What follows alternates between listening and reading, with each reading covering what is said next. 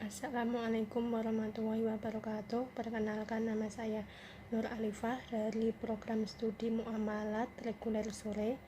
Di sini saya akan membacakan surat An-Nisa ayat 11 sampai ayat 12. A'udzubillahi minasyaitonirrajim. Bismillahirrahmanirrahim.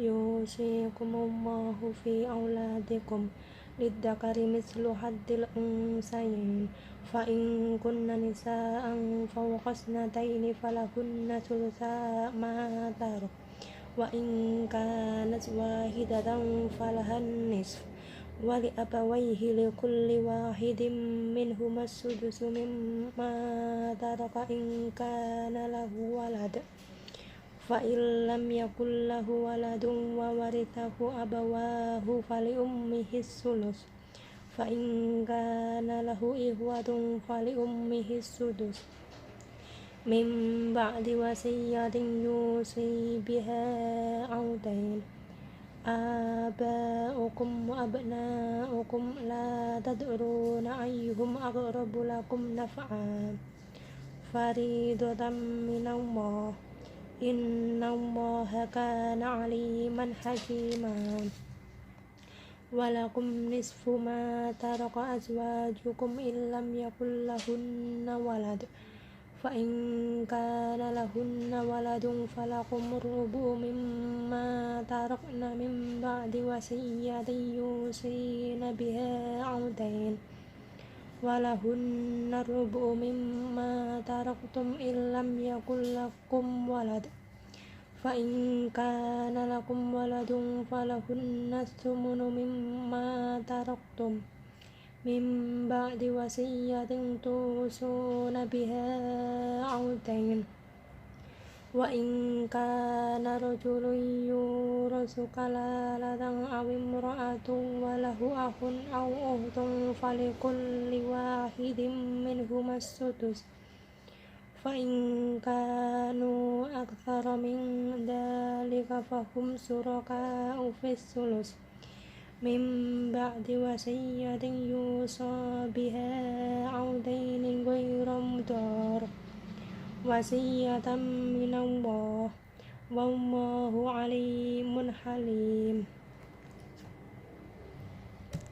yang artinya Allah mensyariatkan bagimu tentang pembagian hak untuk anak-anakmu, yaitu bagian seorang anak laki-laki sama dengan bagian dua orang anak perempuan.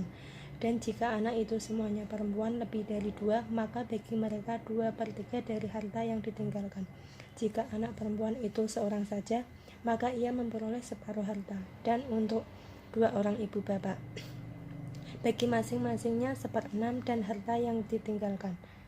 Jika orang meninggal itu mempunyai anak, jika orang yang meninggal tidak mempunyai anak, dan ia diwarisi oleh ibu bapaknya saja, maka ibunya mendapat 1/3.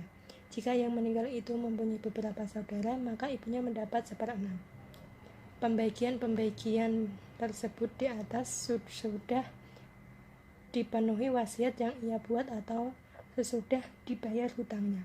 Tentang orang tuamu dan anak-anakmu, kamu tidak mengetahui siapa di antara mereka yang lebih dekat banyak manfaatnya bagimu. Ini adalah ketetapan dari Allah. Sesungguhnya Allah Maha Mengetahui lagi Maha Bijaksana. Dan bagimu suami-suami 1/2 dari harta yang diterima oleh istri-istrimu, jika mereka tidak memiliki anak. Jika istri-istrimu itu memiliki anak, maka kamu mendapat 1/4 dari harta yang sudah diambil alih wasiat yang mereka buat atau sesudah dibayar hutangnya. Para tamu menerima 2 harta yang kamu dapatkan jika kamu tidak memiliki anak. Jika kamu memiliki anak, maka para istri memperoleh 1/8 dari harta yang kamu dapatkan setelah menyelesaikan wasiat yang kamu buat dan setelah diterima hutang-hutangmu. Jika seorang mati, baik laki-laki maupun perempuan, yang tidak meninggalkan ayah dan tidak meninggalkan anak, tetapi memiliki seorang saudara laki-laki seibu saja atau seorang saudara perempuan seibu saja, maka bagi masing-masing dari masing-masing jenis kelamin itu 1/6 harta.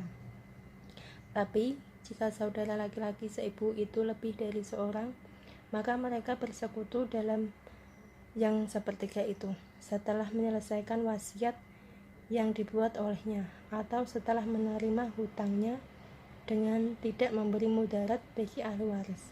Syariat yang benar-benar dari Allah, dan Allah Maha Mengetahui lagi Maha Penyantun. Untuk tugas selanjutnya, saya akan menjelaskan tentang makalah saya yang kemarin mengenai ahli waris inti. Dalam makalah saya kemarin terdapat pembahasan mengenai ahli waris, yaitu seseorang atau sekumpulan orang yang ada hubungan kerabat atau hubungan perkawinan dengan orang yang meninggal dunia dan tidak ada suatu sebab hukum yang menghalangi untuk mendapatkan harta warisan. Ahli waris nasabiyah yaitu ahli waris yang pertalian kekerabatannya kepada al-muwaris didasarkan pada hubungan darah.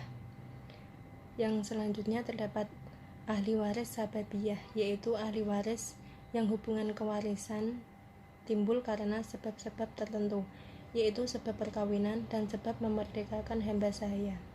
Yang selanjutnya terdapat pembahasan juga mengenai ahli waris ashabul furud, yaitu ahli waris yang ditetapkan oleh syarak yang memperoleh bagian tertentu dari furudul muqaddarah dalam pembagian harta peninggalan.